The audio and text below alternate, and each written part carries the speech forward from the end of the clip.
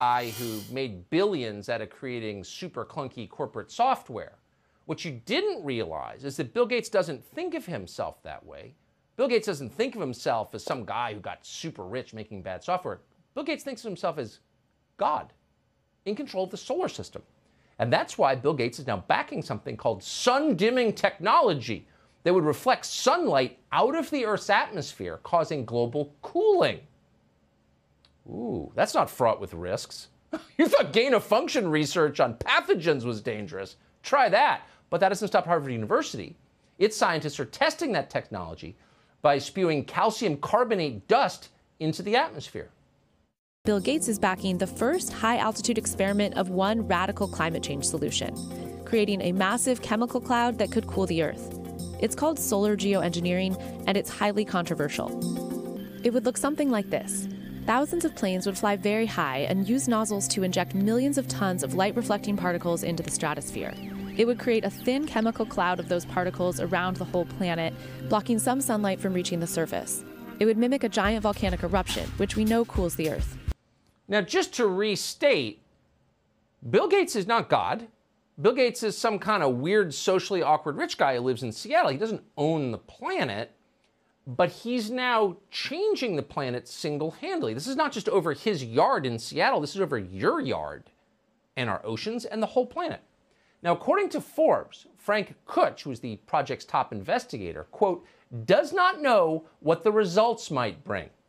Oh, just experiment with the globe and find out what happens. It's cool, though. He's a billionaire. Michael Schellenberger is the author of Apocalypse Never, Why Environmental Alarmism Hurts Us All, which it does, as our rivers and oceans get dirtier and no one notices.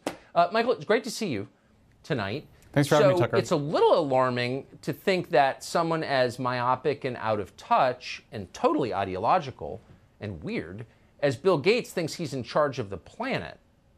What should we be worried about here? I mean, basically everything. I mean, when I first heard about this over 2 decades ago, this was a thought experiment. But this is real. They're really trying to do this. They've encountered opposition every step of the way. I've co-authored articles with the Harvard investigator. We've told him personally this is a terrible idea. The vast majority of scientists disagree with this. You have to remember what they're proposing to do is identical to what we feared would occur after nuclear war in the 1980s, which is nuclear winter. The idea is that you cool the planet deliberately. The effects on crops are completely unknown. They call this an experiment, but they know that there is no way to figure out what the large-scale planetary effects of this kind of thing would be. It's grossly irresponsible. They know for a fact that they will never get international agreement on this. So they're basically trying to socialize the idea, normalize the idea, make us comfortable with an idea that should make us extremely uncomfortable. Yeah, a guy who cuts his hair with garden shears is now trying to control the solar system. The funny thing is, anyone who notices this, that maybe Bill Gates has outsized control over our lives, is immediately denounced by Snopes or one of these fraudulent fact-checking sites as a conspiracy nut. Do you think you're a conspiracy nut to have concerns about Bill Gates' hubris and ambitions?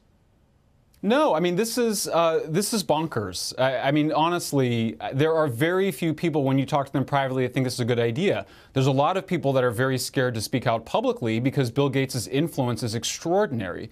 He's a massive philanthropist. I think his intentions are very good. Nobody doubts he's well-intentioned. But good intentions can lead to some very bad things. The amount of hubris and arrogance involved here. We're talking about millions of farmers around the world who will be affected by this. How will they be consulted? What is the idea for how this is going to be governed? There is no plan for governance. There is no way to get agreement on this internationally. They know this.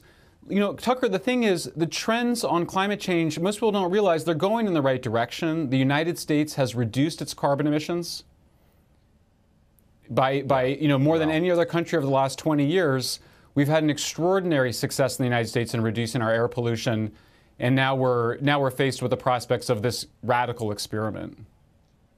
If there's one thing we could do to improve our country overnight, it's tax-exempt nonprofits. People like Bill Gates make billions.